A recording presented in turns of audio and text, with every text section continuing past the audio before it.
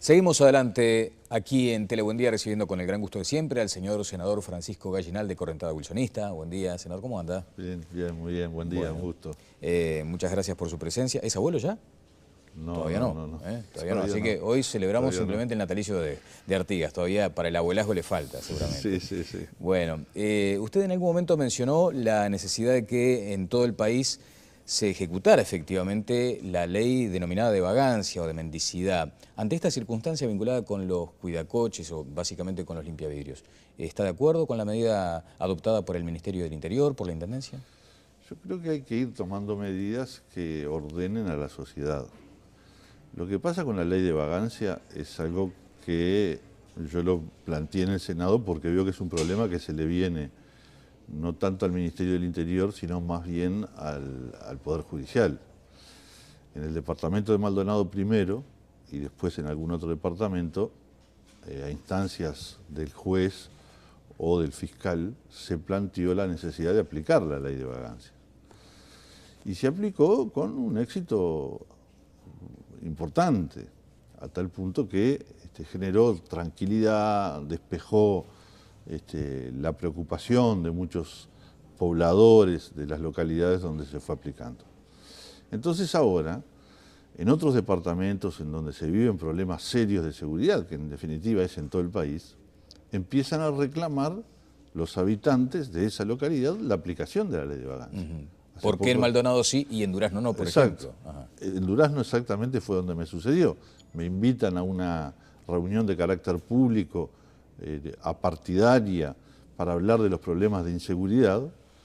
Nos planteaban las enormes dificultades que están viviendo en el centro de Durazno, en los barrios, y el gran reclamo era la aplicación de la ley de vagancia, que está vigente. Por eso tuvo su suerte de efectividad en el departamento de Maldonado y en algún otro departamento. Entonces, y en este caso de los limpiavidrios, por ejemplo, ¿comparte la decisión que se tomó? Yo creo que hay que buscar también soluciones en esos casos, porque muchas veces, no digo que todos, porque uno al final termina haciendo relación con muchos de ellos, claro, que te plantean sus problemas, sus dificultades, pero muchos de ellos a veces significa una amenaza por el destrato cuando no reciben lo que no justamente están reclamando. Y verdaderamente eso está alterando también la paz y la tranquilidad. Entonces, yo creo que quienes le reclamamos al Ministerio del Interior un cambio de cultura, un cambio de actitud, que es lo más importante. A veces nos han preguntado, ¿usted cree que tiene que cambiar el ministro? Mire, yo creo que no, porque hemos cambiado de ministro. Y nos pasó lo mismo con José Díaz, con Tourné, y nos pasa lo mismo ahora con el que tenemos actualmente. Es un problema de actitud del gobierno, de decidirse a reprimir cuando tiene que reprimir, y a prevenir. ¿Dónde quedó aquella frase de Larrañaga diciendo que Bonomi era el mejor ministro que había tenido el Frente Amplio, el ministro del Interior? Bueno, él en aquel momento lo dijo en comparación con los demás ministros del Interior, supongo yo, cuando el ministro Bonomi tuvo una medida muy acertada, que fue empezar a meterse en los barrios. Nosotros lo aplaudimos desde el Senado. Yo pedí la palabra expresamente en una hora previa para decir, esta es la actitud que reclamamos del ministro. Si muchas veces hemos hablado para cuestionarlo, ahora que está haciendo las cosas que tiene que hacer, hablemos para felicitarlo. Sin embargo, eso también quedó por el camino porque parecería que ellos tienen una concepción del respeto a quienes delinquen que no va de la mano con la concepción que tenemos nosotros. ¿Cuál es la concepción de ustedes? ¿La mano dura, por ejemplo? No es mano dura, a veces sí. Yo creo que la actitud de la policía y del Ministerio del Interior, respaldada por el gobierno, porque la policía, si no siente que tiene todo el respaldo del gobierno, no va a actuar en la forma que tiene que actuar, es reprimir cuando tiene que reprimir. La Constitución le da expresamente y exclusivamente al Ministerio del Interior la facultad de reprimir la acción delictiva en todas sus manifestaciones y prevenir, es decir, llevar adelante acciones como las que relatábamos, que significan una señal negativa para el delincuente, porque hoy cuando usted ve que la policía no actúa, o que el gobierno no actúa, se siente desprotegido, ¿verdad? Pero el delincuente siente que tiene el terreno fértil para poder actuar. Entonces, eso es mano dura. Sí, mano dura, a veces es necesario mano Bueno, a veces dura. está el matiz entre mano dura, mano firme. ¿Le llamó la atención como senador de la República que se hablara de una tan notoria rebelión interna policial, una situación de desgobierno muchas veces? Mire, este gobierno lamentablemente en sus últimos años va a terminar siendo un desgobierno. Si nosotros tenemos que tolerar pacíficamente que el Nobel subsecretario de Economía aparezca proponiendo todos los días alternativas distintas a la del ministro y además tenga el tupé de decir, si Astori me quiere conocer, que me venga a visitar. Astori es el vicepresidente de la República, es el jefe del equipo económico, según lo acordaron Mujica y Astori al comenzar este periodo de gobierno. Entonces ya nada me sorprende. O sea que aquello de la situación muchas veces que se genera en la interna policial no debería llamar la atención desde su punto de vista. Más allá de que se toman decisiones, o sea, se remueven jefes, se cambia metodología de trabajo, se determinan nuevas áreas de acción. Sí, los jefes, se ha descabezado la policía profesional de carrera y lamentablemente hay un acento muy importante en la cercanía ideológica o de carácter político. Y eso es otro de los problemas que se están viviendo. ¿Le consta esa identidad ideológica del gobierno con su jefe? Me consta el desplazamiento de gente muy valiosa. ¿Por ejemplo? Por el hecho de no estar identificado directamente con el gobierno. Me los han dicho ellos personalmente. ¿Pero qué ejemplo tiene? Y es una situación que se vive en general. No le voy a dar ningún ejemplo porque son conversaciones de carácter reservado que hemos tenido con muchos de ellos que se sienten desprotegidos, que se sienten discriminados. Que fueron desplazados por su forma de pensar, digamos. Que fueron desplazados, sí, porque no tienen una vinculación directa con el gobierno. Una identidad ideológica, digamos. Sí, o por lo menos en la forma de actuar. Y entonces... Pero hubo gente que se desplazó que efectivamente estaba haciendo las cosas mal, para hablarlo en términos por supuesto. No todos los casos son iguales. Hay un común denominador que ha significado ese descabezamiento que se ha producido en el transcurso de los últimos años. Y en la interna policial lo saben muy claramente. No se trata de un problema de rebelión. Yo no aliento ningún tipo de rebelión. Creo en el sometimiento jerárquico y en la disciplina, por supuesto. Pero si usted no da las señales correspondientes desde el gobierno, no espere que la respuesta sea la correcta. A veces en el imaginario colectivo está esa sensación de que durante la administración del Partido Nacional hubo mucho énfasis en la represión dura. ¿Le consta eso a usted también, seguramente cuando habla con la gente? Yo creo que hubo mucho énfasis en la represión y en la prevención, y que teníamos una situación de mayor paz y tranquilidad a la que tenemos hoy. ¿Comparte aquella visión? Y creo que gobernar es decidir. Si quien gobierna no está dispuesto a proteger a la población, tomando incluso acciones duras en momentos en que las circunstancias los exigen, o acciones firmes en que los momentos en que las circunstancias exigen acciones firmes, pues entonces que no gobierne, que se dedique a otra cosa. ¿Los megaoperativos, por ejemplo, desde su punto de vista? Para mí, los megaoperativos eran parte de una señal diferente a lo que habíamos vivido con la administración anterior. A eso aludía usted con la decisión del Ministerio de ir a los barrios, digamos. Exacto. Esos megaoperativos que lamentablemente se han licuado o no se llevan a la práctica en la forma en que inicialmente se llevaron, empezaron a obtener resultados. Empiezan a demostrarle a la población, que es la enorme mayoría, que quiere paz y tranquilidad, que está respaldada. Y a los que quieren delinquir, que las cosas se están poniendo bravas como para delinquir. Gobernar es decidir, decía usted, Gallinal, hace algunos minutos, y ser político también es tomar decisiones. Usted acaba de adoptar una respaldando a Jorge Larrañaga, pero marcando claramente que iba a haber listas a la elección del 2014 independientes. Es esa la concepción, digamos, de su decisión política hoy. Exacto.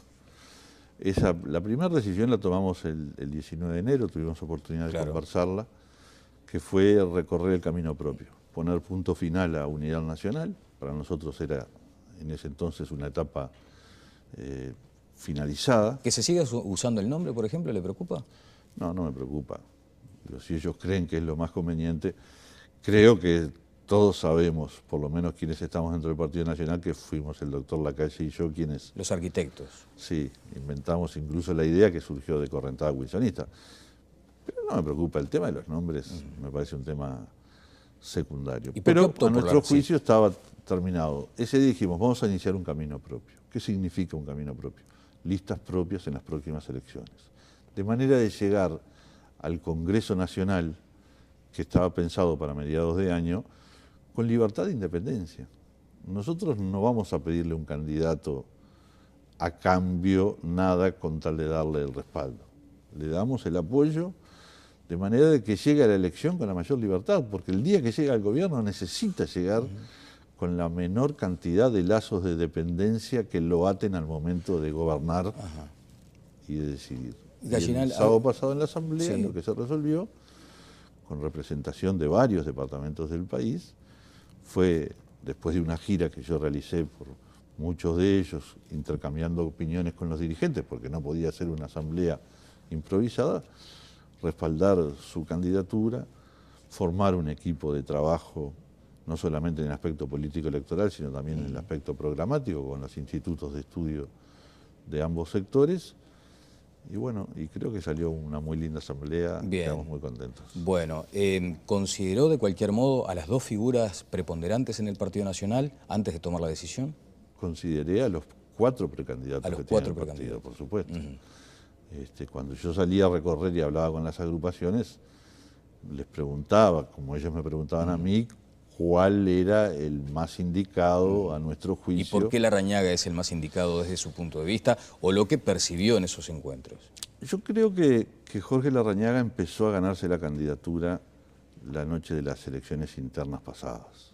Cuando él aceptó en forma inmediata integrar la fórmula, no solamente generó una sonrisa y una gran alegría espontánea en todos los blancos, ¿verdad? Aquella fue una noche de festejo para el Partido Nacional, no porque hubiera ganado Unidad Nacional, sino porque esa misma noche habíamos sido capaces de conformar la fórmula que representaba a todo el Partido Nacional en forma inmediata. Generó esa sonrisa, generó un gran respeto de parte de los adversarios y a mi juicio empezó a mostrar una madurez, seguramente como consecuencia de la experiencia política. En aquel entonces tenía 50 años recién cumplidos, que bueno, que empezó a ganarse la candidatura. Y hoy es el hombre con mayor experiencia, que creo que va a asumir claramente el concepto de que gobernar es decidir. No vamos a tener con Larrañaga 2 equipos económicos y un viceministro que diga que no conoce al vicepresidente de la República. Vamos a actuar, lo vamos a ver actuar en materia de seguridad y creo que sin desmerecer a los demás candidatos, hoy es a mi juicio y a juicio de la Asamblea de Correntada Wilsonista, de nuestros compañeros, porque hubo un gran consenso, no unanimidad, pero sí hubo un gran consenso en ese sentido, es el que está más preparado. Hay alguien que puede estar diciendo, bueno, no le quedaba otra a Larrañaga en aquel momento, abrazarse a Lacalle y conformar la fórmula. Uno a veces advierte que parece ser la mecánica natural. El 1 gana la interna, el 2 lo acompaña a la fórmula. ¿Debe darse siempre así, Francisco? Yo no creo que se deba dar siempre así, ni siempre se ha dado así. En el caso además de Jorge Larrañaga venía de ser el candidato a la presidencia en las elecciones anteriores. Claro. Y perfectamente podía haber propuesto un nombre de alternativa, podía haber propuesto una figura no política. Sin embargo, él sintió, seguramente, lo que todos empezábamos a sentir con más fuerza a medida que pasaban los días después de la elección interna, que él era el que la gente quería. ¿A usted le gustaría una fórmula hoy, desde su expectativa, supongo que considera que Larrañaga es quien gana la interna del Partido Nacional? ¿Le gustaría que Lacalle Pou se integrara a esa fórmula o todavía no es tiempo de eso? Me parece que no es tiempo, ¿no? ¿Pero le seduce la idea? Me seduce la idea de que el partido esté fuertemente unido en las próximas elecciones. ¿Está unido? Yo creo que sí. ¿Sabe que a veces el ciudadano común y corriente, el votante de la calle, dice... A nosotros nos subestiman. Primero dicen los políticos que no es tiempo de hablar de candidaturas y de tiempo electoral. Y este país vive de tiempo electoral en tiempo electoral, no hay, digamos, pausa en ese sentido. Y después lo que dicen es, cuando hablan de que no hay cargos en discusión, en debate, también nos toman el pelo. Usted dice que no hubo en ningún momento una negociación por cargos con el doctor Larrañaga. Bueno, primero, a mí muchas veces me pasa cuando llego a los barrios o cuando llego a los pueblos, en esto que es, la vida política es permanentemente sembrar para cosechar, ¿verdad? El resultado de la elección no es producto de la campaña electoral, es producto del trabajo de 5 años. A mí me llama la atención, a veces llegamos a algún barrio, a algún lugar y dice, ya vienen, ¿no? Todavía faltan 3 años para las elecciones. Y otras veces llegamos y dice, mirá, ya empiezan a venir los políticos porque se vienen las elecciones. Yo creo que nosotros tenemos un antecedente muy valioso, que fue la elección del 2004. Nosotros decidimos en una asamblea de Correntada apoyar la candidatura de Larrañaga y Larrañaga no sabía. Y lo tuvieron que llamar por teléfono para avisarle que habíamos tomado esa decisión. ¿Cómo la tomamos? Con esa libertad, sin conversarlo previamente, y porque no le pedimos nada a cambio. Fuimos con nuestras propias listas, sacamos nuestros senadores, sacamos nuestros diputados. Cargos en juego siempre va a haber, porque el gobierno hay que llenarlo, claro, y hay que conformarlo. Ahora, vea usted que esa correntada suya, o esa correntada política, ideológica, y esa seguramente forma de pensar, generó cargos selectivos. El caso del intendente Enciso, de los diputados Arocena y Rodríguez, de Martín Laventura en Punta del Este como, bueno, no recuerdo el término, ¿no? Como alcalde, el edil Arezo. Gente que no ha acompañado ahora esta última decisión suya. ¿Cómo lo observa? ¿Cómo lo lee? No, ahora no. Ellos se fueron hace tiempo. Por eso, pero... no me parece justo ese comunicado que sacaron, totalmente fuera de lugar, ¿no? ¿Pero por qué fuera de lugar? Y porque sí, porque yo fui un genio, en la opinión de ellos, ¿no? En la elección pasada, qué fenómeno, inventó unidad nacional, hizo ganar. Yo lo único que hice fue planificar una estrategia junto con otros compañeros y no fui ningún genio en aquella circunstancia. ¿Qué advierte aquí deslealtad? Y entonces ahora soy de lo peor, porque hago algo que quizás no les sirve o les preocupe. Yo ayer lo hablaba con Luis Alberto Lacalle Herrera. Decía, esto no es lo que tú enseñaste. A mí me parece que... ¿Esto qué? ¿La deslealtad? No, esto de sacar estos pronunciamientos. ¿Pero cómo lo lee usted como político? Y están nerviosos. Están nerviosos. Yo qué sé. Sí. Daniel, no sé cómo lo leo. No me parece que dé para preocuparse. Creo que tenemos que preocuparnos mucho más por las cosas que tenemos cercanas, por las que no tenemos. Nelson Rodríguez fue electo diputado por Antía en la última elección y al poco tiempo me vino a transmitir que se desvinculaba de Antía y que iba a seguir su propio camino. Bueno, muy bien, Nelson, hacé lo tuyo y es un gran compañero, yo lo quiero mucho, pero... La política tiene estas cosas. Pero usted no debería tenerla, no debería tenerla, ¿verdad? Porque si ellos fueran parte de nuestro sector, hubieran ido a la asamblea y hubieran formado parte del pronunciamiento y hubieran votado en contra, ¿verdad?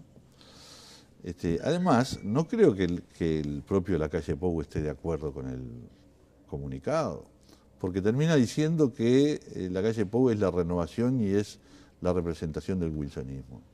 Yo he hablado con Luis Alberto Lacalle Pou muchas oportunidades sobre el tema Wilson, el tema Herrera.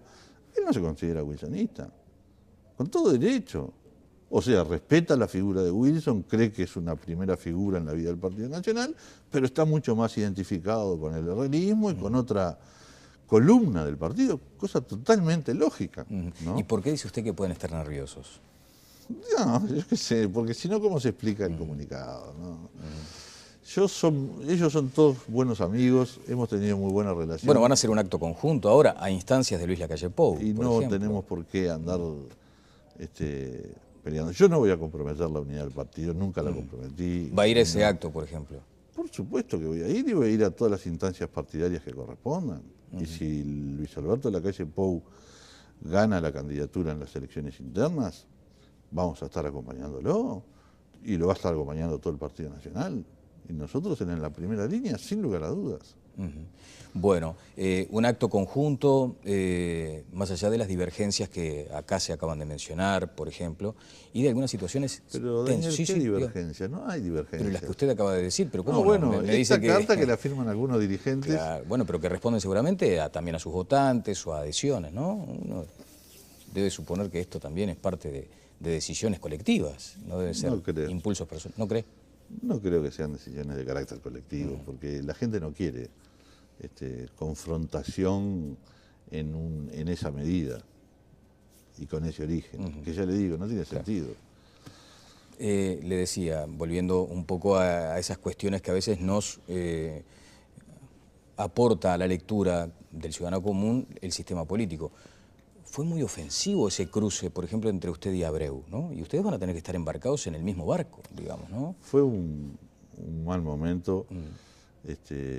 Yo asumo, si tengo que asumir mi cuota parte de responsabilidad, y terminó a los pocos minutos. A veces en la discusión de algunos temas en las comisiones o en distintas instancias del Parlamento, somos todos humanos y en consecuencia tenemos la... ¿Y lo habló con Abreu luego? Sí, por supuesto. Rápidamente, y él tuiteó dando por terminado el episodio de la misma manera que yo, y el otro día estuvimos tomando mate juntos en la misma comisión. Bueno, ¿qué espera, por ejemplo, de Saravia y de Abreu, que parecen ser los candidatos que aún se mantienen en carrera en esta situación del Partido Nacional? ¿Que se plieguen a alguna candidatura? No, sería agraviante de mi parte sostener esto. Creo que ellos están en condiciones de aportarle mucho al partido. ¿Cuánto? Lo dirá la elección interna. Bueno, le quiero agradecer mucho, Pancho, por estos minutos. Con mucho gusto. El Frente Amplio tiene alma de taller mecánico, dijo Larrañaga en el acto de correntada wilsonista, porque dice que repara sobre lo roto, ¿no? Sobre lo averiado. ¿Comparte esa visión de...? Sí, además hay una frase que utilizan mucho los americanos. No arregles lo que no está roto. No arregles lo que no está roto. Ajá. ¿Podría aplicarse, por ejemplo, a este debate en economía, en la cúpula de economía? Sí, se aplica muchas veces en el gobierno del Frente. Me pareció un buen ejemplo, porque a veces hay temas tan principales de los que efectivamente deberían preocuparse. Y usted, que es un observador perspicaz, ¿cómo observa ese apoyo que tiene Mujica hoy, de acuerdo a las encuestas, esa popularidad del presidente aún hoy? No, y está bien. Me parece que la popularidad, los índices de simpatía no reflejan los temas electorales. También me parece que el valor importante de las encuestas, no porque las desmerezca, se empiezan a verse cuando estamos más cerca de la elección. Hoy la gente tiene la elección acá, ¿verdad? La gente no está preocupada por la elección, está preocupada por el diario vivir, por la inseguridad, por la educación, por los impuestos. Y a medida que se vaya acercando a la instancia electoral, irá poniendo la mente, y ahí sabremos efectivamente que el presidente tenga un buen nivel de popularidad. Bueno, menos mal. Mire si tuviéramos este gobierno con un presidente impopular y en crisis económicas. Se lo regalo. Yo lo prefiero a este gobierno con una buena estabilidad económica, con el viento a favor, soplando como ha soplado durante todos estos años. Muchas gracias, senador. El señor senador Francisco Gallinal, de Correntada Wilsonista. Vamos a ir a una breve pausa y seguimos adelante en Tele Buen Día. Presentó SECOM, primer servicio de compañía.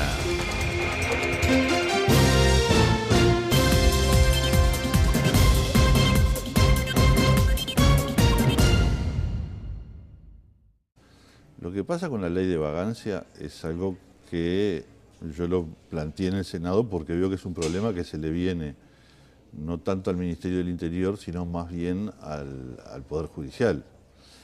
En el departamento de Maldonado primero, y después en algún otro departamento, a instancias del juez o del fiscal, se planteó la necesidad de aplicar la ley de vagancia.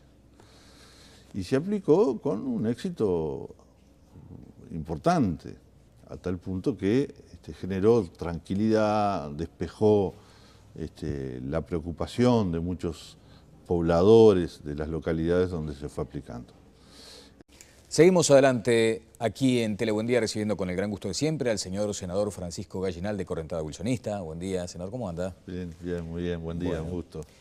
Muchas gracias por su presencia. ¿Es abuelo ya? Todavía no. Todavía no. Así que hoy celebramos simplemente el natalicio de Artigas. Todavía para el abuelazgo le falta, seguramente. Sí. Bueno, usted en algún momento mencionó la necesidad de que en todo el país se ejecutara efectivamente la ley denominada de vagancia o de mendicidad. Ante esta circunstancia vinculada con los cuidacoches o básicamente con los limpiavidrios, ¿está de acuerdo con la medida adoptada por el Ministerio del Interior, por la Intendencia? Yo creo que hay que ir tomando medidas que ordenen a la sociedad. Actividad en el departamento de Maldonado y en algún otro departamento. Entonces, y en este caso de los limpiavidrios, por ejemplo, ¿comparte la decisión que se tomó? Yo creo que hay que buscar también soluciones en esos casos, porque muchas veces, no digo que todos, porque uno al final termina haciendo relación con muchos de ellos, claro, que te plantean sus problemas, sus dificultades, pero muchos de ellos a veces significa una amenaza por el destrato cuando no reciben lo que no justamente están reclamando, y verdaderamente eso está alterando también la paz y la tranquilidad. Entonces, yo creo que quienes le reclamamos al Ministerio del Interior un cambio de cultura, un cambio de actitud, que es lo más importante, a veces nos han preguntado, ¿usted cree que tiene que cambiar el ministro? Mire, yo creo que no, porque hemos cambiado de ministro. Y nos pasó lo mismo con José Díaz, con Tourné, y nos pasa lo mismo ahora con el que tenemos actualmente. Es un problema de actitud del gobierno, de decidirse a reprimir cuando tiene que reprimir, y a prevenir. ¿Dónde quedó aquella frase de Larrañaga diciendo que Bonomi era el mejor ministro que había tenido el Frente Amplio, el ministro del Interior? Bueno, él en aquel momento lo dijo en comparación con los demás ministros del Interior, supongo yo, cuando el ministro Bonomi tuvo una... Entonces ahora, en otros departamentos en donde se viven problemas serios de seguridad, que en definitiva es en todo el país, empiezan a reclamar los habitantes de esa localidad la aplicación de la ley de vagancia. ¿Por qué en Maldonado sí y en Durazno no, por ejemplo? En Durazno exactamente fue donde me sucedió. Me invitan a una reunión de carácter público, apartidaria, para hablar de los problemas de inseguridad. Nos planteaban las enormes dificultades que están viviendo en el centro de Durazno, en los barrios, y el gran reclamo era la aplicación de la ley de vagancia, que está vigente. Por eso tuvo su suerte de efectividad.